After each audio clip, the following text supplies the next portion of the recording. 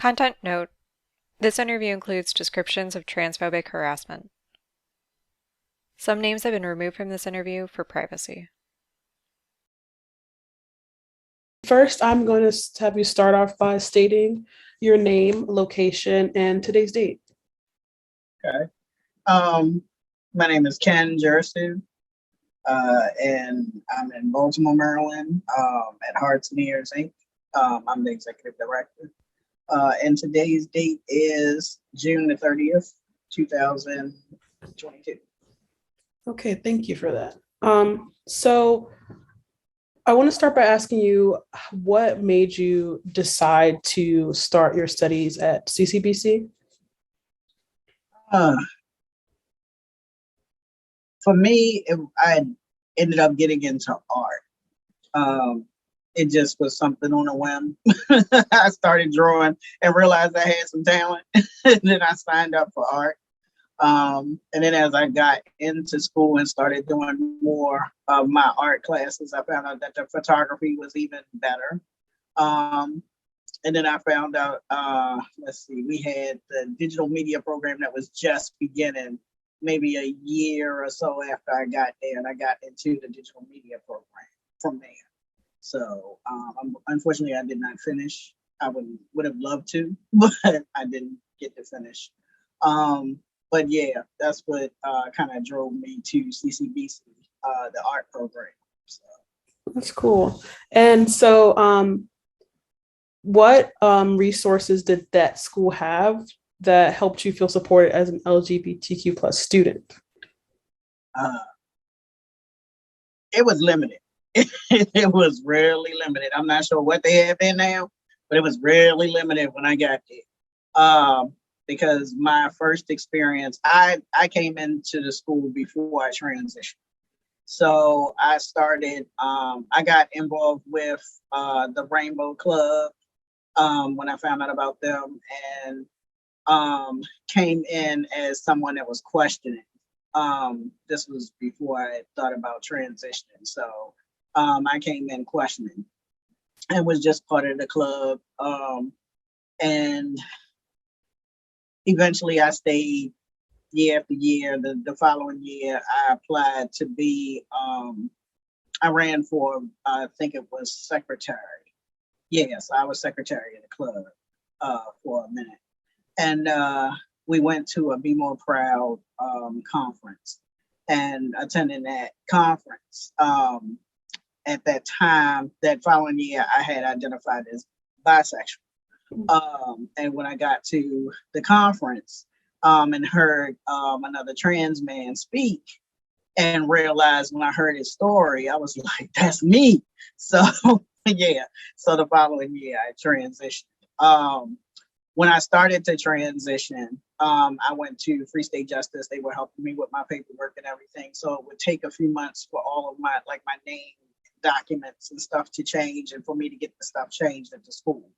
So I would end up letting people know, like my instructors, I would email them. And then being in the bookstore, I would let them know when my ID card is going to change, with my name and gender. And that's when I got the boom, pretty much. I had one of the employees at the bookstore kind of look and be like, what? They said, you changing your name? Oh, you getting married? And I said, no, I'm transitioning. And then all of a sudden she was like, I don't know why you want to do that. You're such a pretty girl. And I'm just, yeah. After that, that's when the fuel hit the fire, and I pretty much went to start looking for all kinds of resources and stuff. Went to Dr. Slush. I was like, look, is there some kind of place where I can make complaints? Because this is ridiculous. So eventually, I think they created the Sexual Minorities Committee, and I got a notice to be a part of that. And I had served on the Sexual Minorities Committee for about 2 years, and that was up until the time that I left. But I also ran for president of Rainbow Club that the year after that, and became president of Rainbow Club, and that's when was the vice president. And with the two of us, we pretty much, we had attendance, folks were coming in, anything was going on at the campus. There was the two of us that were like, you know, we kind of acted like the superheroes of this school. We would go and investigate and find out what's going on. You know, I decided I wanted to have transgender education seminar. So we put that together through the Rainbow Club and hosted that, and it worked out pretty well. Went to go get the school officers to make sure that they were sitting in to, you know, to listen to, because they needed to know just in case we had any problems, because unfortunately we did have some issues where we had a trans individual who was who had an almost assault situation in the bathroom. So yeah, so we were there to, you know, to fight for a lot of what was going on at the school, because there wasn't a whole lot of support at the time for us. Okay. And did she I'm sorry, did they identify as trans? Yes. Okay. Still, I think goes by she and they. So Okay. I still say she. Yeah. So she's like my sister. So yeah. And so what was it about you two that you think made such a huge impact in the Rainbow Club? Because you noticed a difference in attendance and participation when you two became in leadership roles there. Just talking to folks, our personalities, I guess. We were, you know, the type that were like outgoing, and we pretty much didn't take stuff. So we were like, you know, come on, check us out and stuff. And then when we heard about things going wrong, we would go and approach and like, what's going on? You know, what is happening? Excuse me, you can't do this. Especially with myself being, once I started transitioning, I got involved in the advocacy just like that. So I started coming to Hearts and Ears and being a part of the trans support group, and eventually getting into lobbying for trans rights and stuff like that. So when things would happen at the school, you know, us would know about it. We go right and address it. So yeah. Can you tell me about any challenges that you faced during your leadership role in the Rainbow Club? As far as challenges, I don't think there were any challenges. We might have had like during the school semester, there may have been like population kind of dropping off in attendance. But other than that, toward the beginning of the club, even during the club, we had a decent amount of folks that would come in. When we would set up for different things, different activities, we would try to, you know, make sure that we were present. We would attend other clubs to make our presence known so folks would know that we were there. But other than that, we didn't really have too many challenges when we were running the clubs. Okay, good. And also, what was the diversity like in the Rainbow Club when you first joined, and then into your leadership? Was there a change in diversity, and were there also like members of color as well? Yeah, there were members of color. So there was a diverse mix of folks who were in the Rainbow Club. I don't think there were as many trans folks in the group. I think most folks either identified as lesbian, gay, or bi. In regards to trans folks and folks who identified as non-binary, we didn't see a lot of us in groups. So especially at, you know, the Rainbow Club, it may have been like one or two. And we've had trans guests that would come in and talk to folks, but we didn't have, I would say there was a sprinkle of us, you know, trans folks that were like it. Yeah. Okay, that's good though. But I want to know what kept you motivated on your educational journey at CCBC, because I know when you first started it was art, but when did it change, or did it change before you left?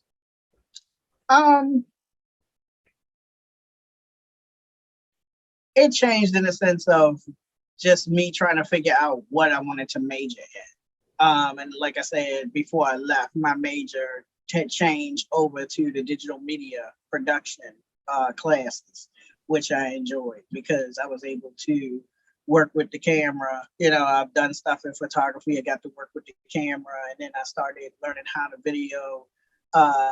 do videos and editing and things like that, which was helpful. And I still use those skills today.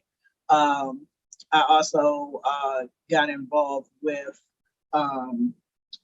we had screenwriting. So the teacher had a play. So I ended up participating in a play that they had, The Elephant Man. I was in The Elephant Man at the college. So that was part of experience that I got as well.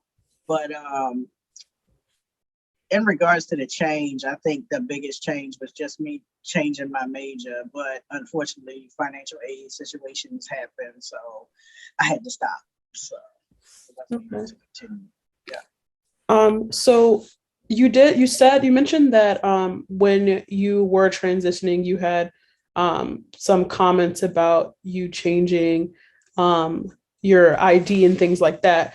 Did you face any other challenges in that regard during your transitional period at all on campus? Just a lot of misgendering. Yeah. When I would correct people and say it's he, because I didn't have the facial hair and things like that. And as you can see, my eyebrows still have not grown in since they've been plucked to death. But yes, a lot of misgendering, and I would have to correct a lot of people. Even after my paperwork got changed and things would say male and say he, I still got issues with misgendering.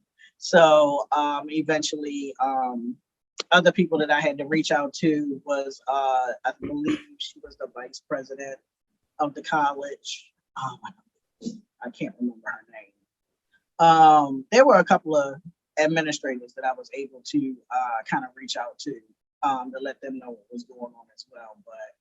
But by teachers, I think I had one issue, but it wasn't something serious. It was just a slip up, where my dead name was displayed on the screen, as opposed to it being corrected. So once I got that taken care of, it was fine. Other than like issues with other students, no. I mean, we were like the crowd that hung upstairs, like just outside of the cafeteria, right upstairs in that little area. Yeah, that was our spot. So all of us would like pile up there.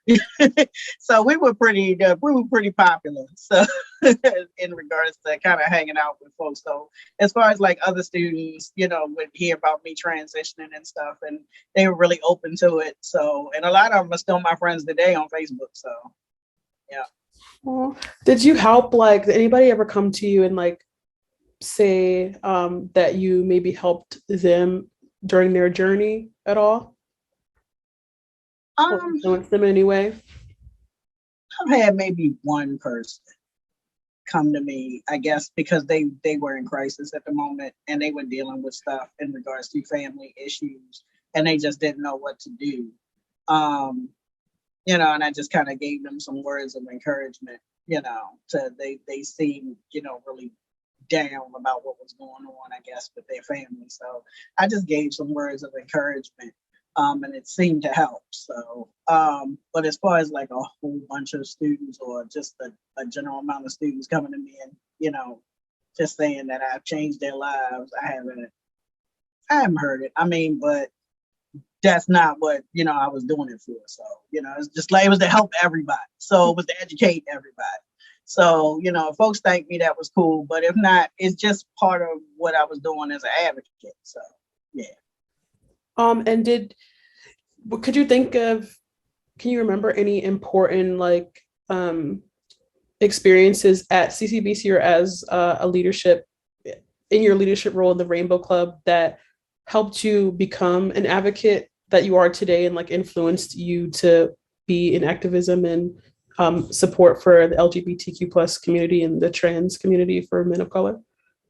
I think that one incident at the bookstore was the one that fueled it. That was it. I was like done, So, I mean, that started it. And then, like I said, I volunteered and got support here at Hearts and Ears. So a lot of my work with advocacy, some of it started here with me just going out, and then we started doing policy lobbying and stuff in DC. We did things like that. I would bring information back to the school, to the Rainbow Club. Anything that I found out, we would share that information. We would have like the club days where all the clubs would sit out and like display their information and stuff. So that was my chance to be able to talk to other students and to let them get to know what we do at the Rainbow Club, and let them know that, you don't have to be LGBT, you can be an ally and still come to Rainbow Club, so. But yeah, a lot of my advocacy, I think it it started here pretty much. I mean, instead of just, transitioning and just stopping to just enjoy what's going on with the transition and stuff, I just jumped on that bandwagon and just started becoming an advocate and just started fighting for the rights. So, yeah. And how did you find out about Hearts and Ears Incorporated? I found when I went to Be More Proud. Yes. CCBC. Yeah, and I had talked to the trans man that shared his story, and he told me about Hearts and Ears and about the support group. So eventually, I came down to the center. Then I started volunteering. Like maybe a couple of months after I started coming to the support group, I would volunteer sometime, and then eventually, like a year later, I became the co-facilitator for the trans support group. And then it goes on and on. I was on the board, stepped off the board, did peer support here, then eventually became program director, and now executive director. So, yeah. So I want to know, what inspired you to become director, because that is like a big role to take on. So I want to know, what was your motivation for that? COVID. When I started as peer support here, the former peer support specialist, Mary, became the executive director of Hearts and Ears, Mary Jericho, who is now Mary Jiretsu. So, so eventually, when I became program director, it was just the two of us working in the center. So we would end up sharing a lot of the duties and helping each other out with a lot that was going on, because it was the two of us running this center for a while. And then during COVID, Mary, who is now my wife, decided she wanted to go back to school. So we decided to just switch. And I said, okay, I would take on the administrative part, which would allow her to, take over the programming, which wasn't as intense and paperwork as the executive director. So I'm as of tomorrow, I'll be on my third year of being executive director. Congratulations for that. Thank you. Could you tell me what all that Hearts and Ears do and what they provide for people? Hearts and Ears is an LGBTQ plus wellness and recovery center. So it's run by using a peer support model. So it's peers helping peers. So it's peers that are dealing with mental health recovery or substance use recovery. And we're here at the center and we help other folks who are coming in. So it's not a clinical center. Nobody here has a clinical degree. We don't bill for insurance and things like that. You don't need an appointment to come in. You just come in. We have support groups available for folks to attend. Anything from, we do wellness check-in. We have meditation. We have sometimes we have a dual diagnosis group. We have it before COVID. We had it, but since COVID, it's been kind of. We change the calendar up every once in a while to see what works and what doesn't every once in a while, and we bring some things back. But we've had dual diagnosis where folks are dealing with mental health and substance use recovery and they need support. We teach RAP classes, which is wellness recovery action planning. I do LGBT training for different wellness centers, hospitals, now the police department. For the CIT officers, I train them. Let me see. We also have activities like arts and crafts, movie day, things like that. It allows folks to come in and get support, but it also allows folks to come in and socialize. And it's a safe space for people to come to. So only problem is we just all the way downtown. So yeah. So we're working on eventually trying to get another location, something a little bigger so we can expand our substance use recovery piece, but we need a larger space for that.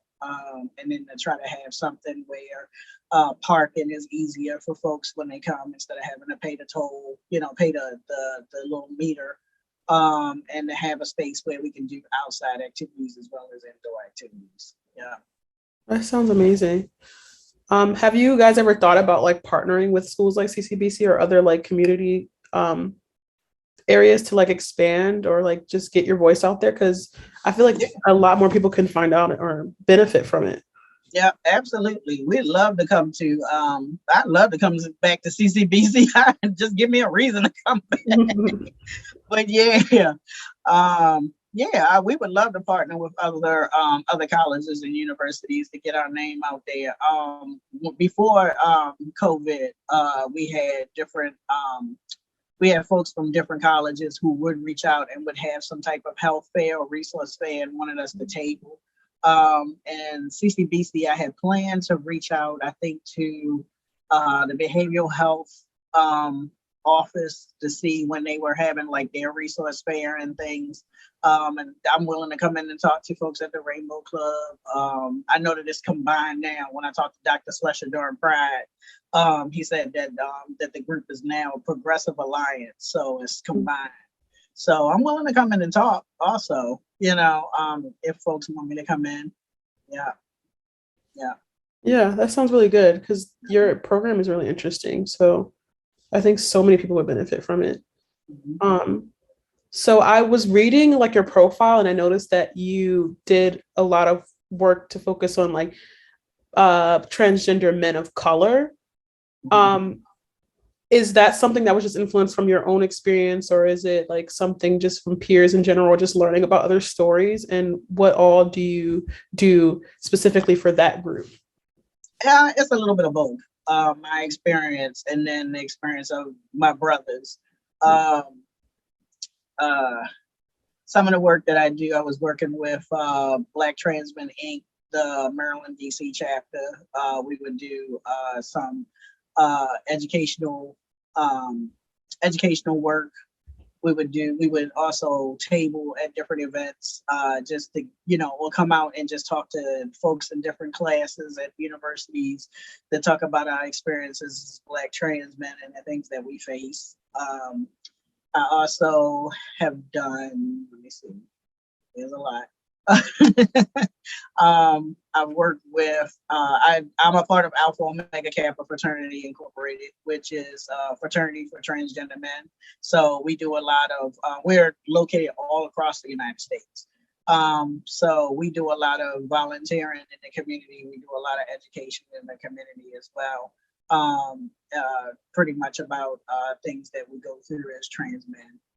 I'm also one of the co-founders of the Baltimore Transgender Alliance. I co-founded with Brianna and Monica Yorkman and Brianna Jenkins.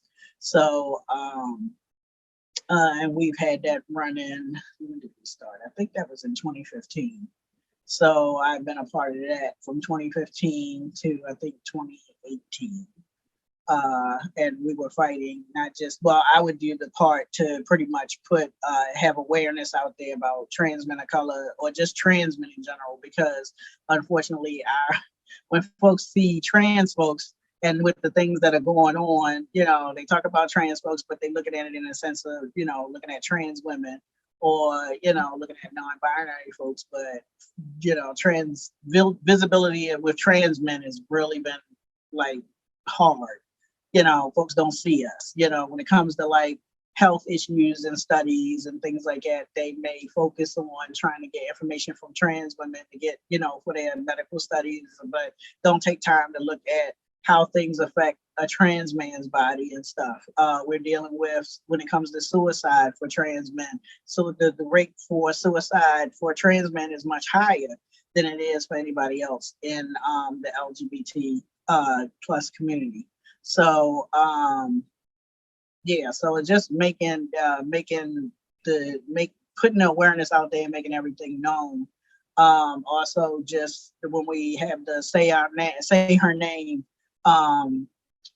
project for our sisters, we've started doing the same thing for our brothers and stuff, because there are a lot of guys who deal with sexual assault. There are a lot of guys who have also been violently killed. We had to start making noise about that to make sure that they were included when it came to Trans Day of Remembrance in our communities and stuff, because a lot of people, would talk about the sisters, but really wouldn't talk about, what the brothers were going through. So until this day, I still, even with my own personal experiences where I feel like I'm invisible, to people. I don't care how much, now that I'm not wearing a mask and stuff around as much and I have a beard on my face, I still get misgendered. And it's like I'm not taken seriously as a man. So I have to kind of feel like I have to be on the defensive or step up, like to be really assertive, to like make my presence known. And it's unfortunate, but, for people to see me, sometimes I gotta make noise. But yeah, absolutely. And now that you mentioned it, I have noticed that there is a lot of light shed on transgender women and not transgender men issues. Mm-hmm. And it's good that there's people like you who can advocate and shed light on those issues, because it isn't present in a lot of like outlets for people to really understand the experience of transgender men. And I also noticed that there is a difference. There's like a separation in your experience based on your gender identity, and also your racial identity plays a part in it as well. Mm-hmm. What differences have you noticed based on gender and racial identities yourself and your own experience, and also just experiences within people that you've met and gotten to know? In regards to gender identity, sometimes there is a clash between our sisters and us. There are moments where we feel like they take up a lot of space at the table and we get pushed out of the table. There are moments where we're silenced a lot, where we're not supposed to, express how we feel or what we think, because of the fact that we were conditioned coming up as females, that whole, you should be silent and you shouldn't say this, you shouldn't say that. And it still kind of applies, when you're a man now, but you shouldn't complain, So we deal with that situation. In regards to racial, between us and white trans men, I mean, they automatically have privilege that we don't, So when it comes to us, walking in the world, we worry about things like whether, a target being on our back, just being black and trans, being a black man and trans, especially, I hate to use the word pass, but a lot of us who do pass, we have to worry about that when we walk out here and stuff, even the ones who don't, we still, the way we dress, the way we move, the way we have to carry ourselves in the world, we have to be cautious, in regards to how folks react to us. So those are some of the differences that I've come across. Are there what changes have been made in regards to transgender equality that makes you a little more optimistic about the future in transgender equality?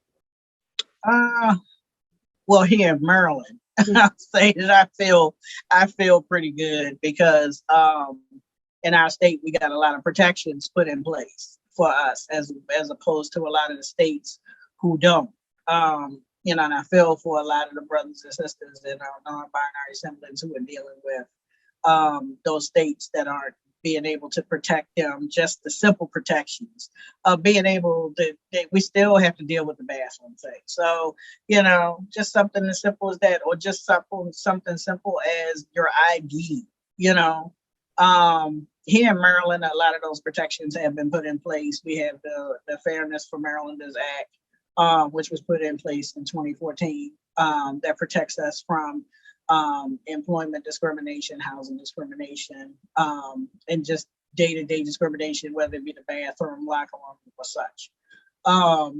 We also have the conversion bill that was brought out to prevent doctors and psychiatrists and them to, performing conversion therapy.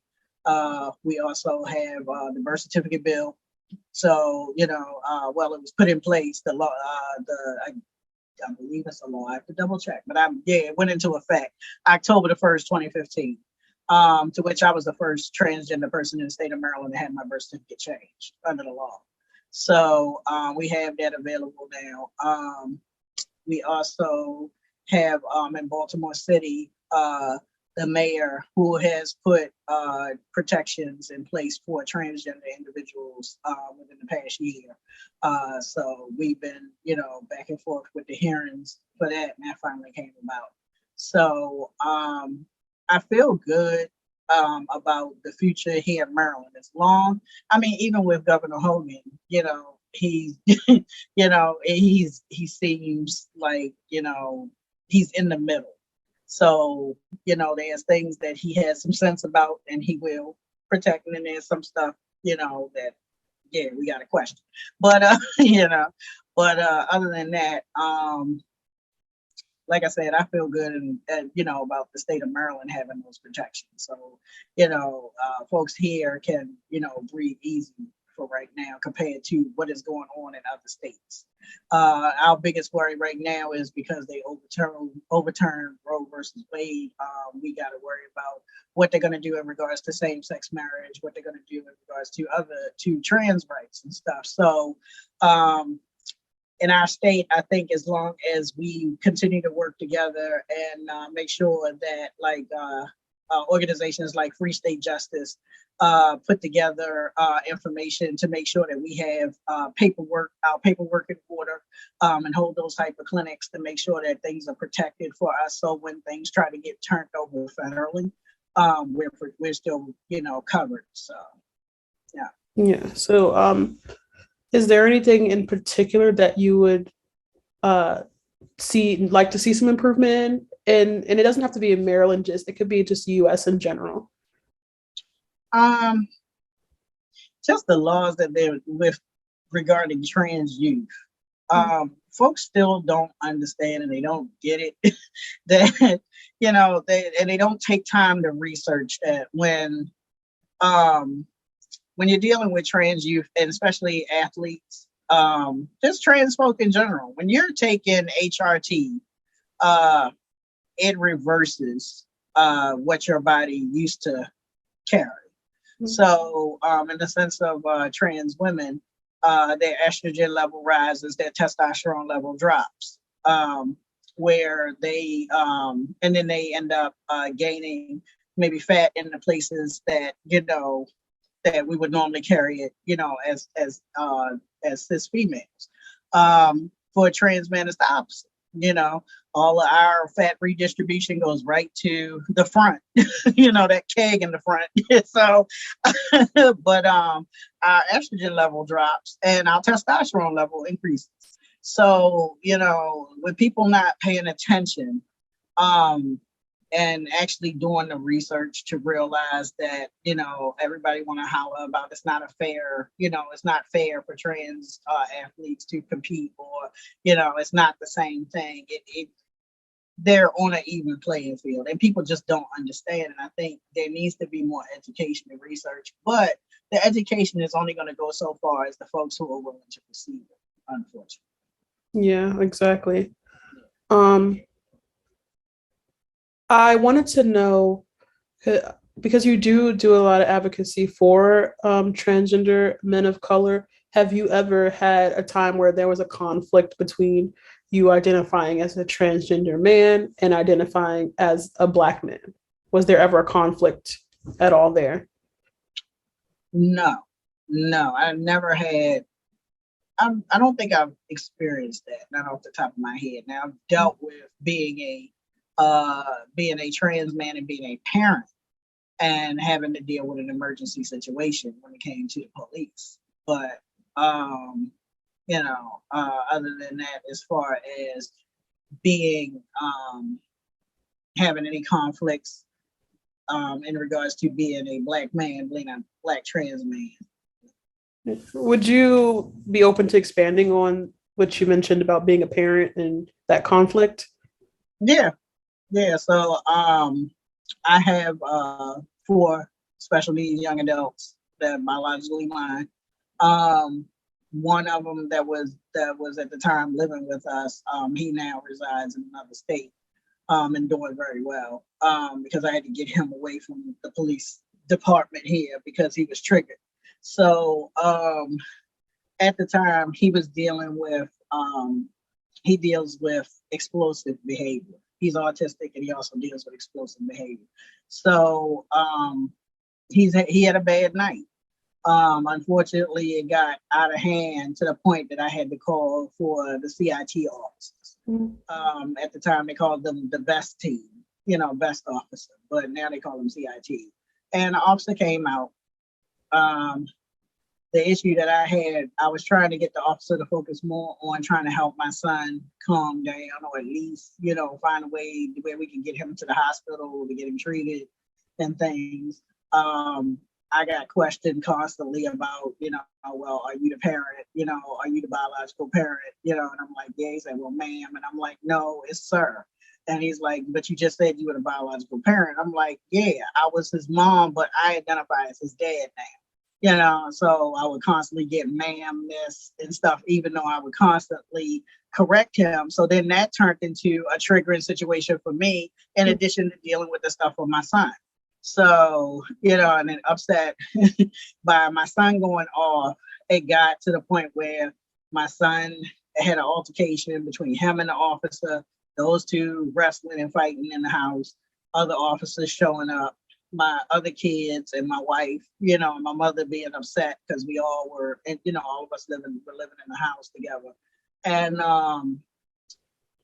so it took like 7 other officers just to get him calmed down. And, it took for the supervisor to finally show up to talk to the officer, for the officer to finally come over and apologize for the whole misgendering act, which shouldn't have occurred.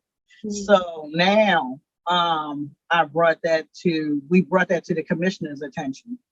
And I want to say that didn't go well, not as well as we would have liked, just from the comments that were made in that conversation. But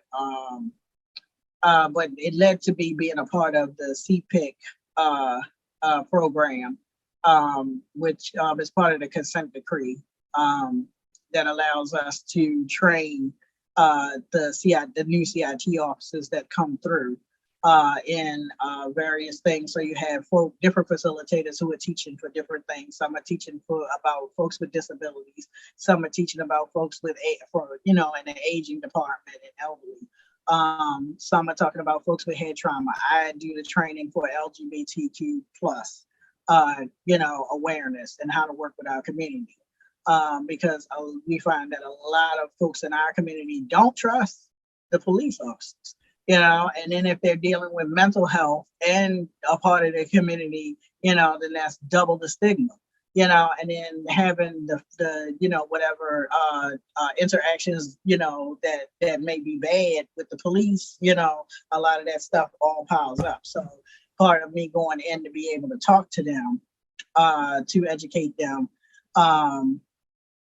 and it's have that and teaching about, what it's supposed to look like, or what things they're supposed to do as police officers when it comes to our community, when it comes to their paperwork, what that looks like. A lot of the new officers now are very receptive to it. They're like, they interact. A lot of them are already aware of a lot of it, which surprised me, which is great.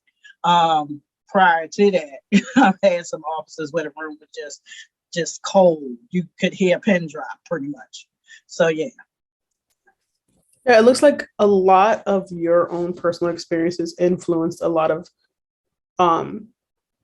situations for you to advocate for. So my question is, what advice would you give to someone who is like interested in becoming an advocate but don't know the right step to take, or maybe be anxious about getting out there and being a voice for people who may not be able to express their opinions and experiences? Um, well, one, the first thing I would tell somebody, if you just started transitioning, don't jump on the bandwagon for advocacy right away. That was my mistake. I like what I do, but it never gave me time to just sit back and enjoy what I'm going through in my transition.